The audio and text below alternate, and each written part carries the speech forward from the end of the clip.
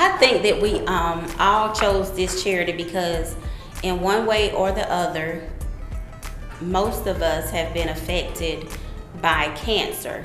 And we've had personal experiences with family members and friends who has had this disease, and we have noticed how it has negatively impacted their families, their travel, their treatment, and everything as a whole.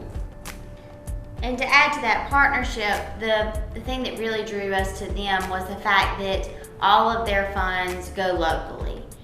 So it's touching the people here in our community that we know, people here that we deal with on a day-to-day basis, and that really drew our group into partnership.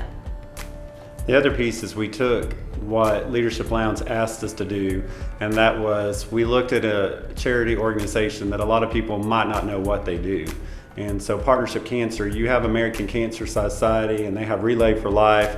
However, Partnership for Cancer does a lot of good things for our community, and they're not the best at telling their story or bragging on what good things they do. So our group really looked at it as a challenge to really bring to light the good things they're doing in our community and how our community needs to support them. Well, going back to when we talked about Jekyll Island and the personality profiles, you wonder how you get grouped with different people, but then when you start formulating your plan and figuring out what we're going to do, it kind of becomes apparent why you are with the group you're with, because we all bring different things to the table. And when things got going, we have planners in the group. We have people who do the nuts and bolts and dot I's and handle logistics, and we all just seem to kind of parlay to what our strengths were in that development process. But it was a good dynamic all the way around, I think, with the group and the chemistry. Everybody seemed to kind of gravitate to their role without a whole lot of pushing or prodding. We all knew what we needed to do. And I will say, I would like to say for our group, there wasn't a weak link. Everybody contributed money, everybody contributed time, everybody contributed talents. And so, to your point, if one or two people try to do this event, it would have been impossible. But everybody really worked together, and as long as we obeyed Nikki, we did great. Well, all of our roles grew and changed tremendously as the project went along. I mean, we had the creative process at the beginning where we all worked together on even coming up with the venue and what we wanted to do.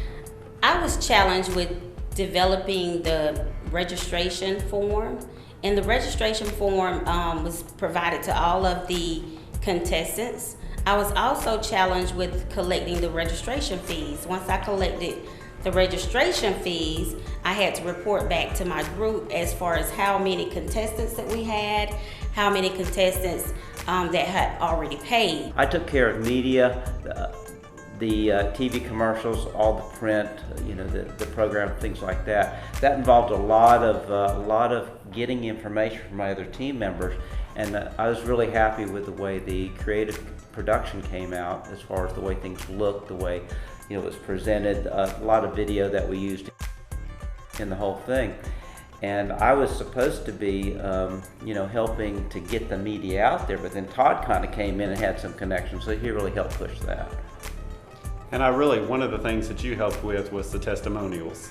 Yeah. That now the Partnership Cancer can utilize those for years to come of actual individuals that have been helped by Partnership Cancer. And I really think that brought to light, hey, this is a real organization, it's impacting real people. And that was one of our goals, was to give them some material that they could use going forward. And so once we decided we were doing the Valdosta Voice, my main role was to solicit judges, making sure we had a good cross-representation of Valdosta and the music talent that we have, somebody that, besides us, that could tell somebody whether they could sing or not. To begin with, we went out and we found contestants. We had the contestants come in and do live auditions in front of 3 judges. They had to come in, pick a song of their own, and they had to perform that, and then they were judged on a score sheet. From the auditions, which we had 11 people audition, from those 11 people, our judges narrowed it down to 6 finalists. Those 6 finalists then had a month to go home and prepare to again perform another song. And then they came to the main event, which was an event where we had a nice dinner for everyone, and then the show was that the 6 contestants came in and performed and the judges narrowed it down to 3 contestants, and then the 3 finalists competed, and the winner won $500. The 6 Valdosta Voice finalists have been chosen. Come to the Rainwater Conference Center on Saturday, September 26th, and watch as 6 finalists compete for the grand prize of $500. Tickets can be purchased at First Federal Savings and Loan on North Oak Street or at the Rainwater Conference Center. For more info, go to our Valdosta Voice Facebook page. The Valdosta Voice. It could be you. All proceeds go to benefit the Partnership Cancer Fund. Don't stop. Our winner of the Valdosta Voice is Kelsey Davis. That's the big check. Speaking of the winning contestants being a part of the Partnership for Cancer, so not only did we give them collateral that they can utilize in the future, but Kelsey actually has agreed to sing at the Partnership Cancer's fundraiser, Corks for Hope, in January, and she's actually going to do a performance there, and so it ties into what we've done.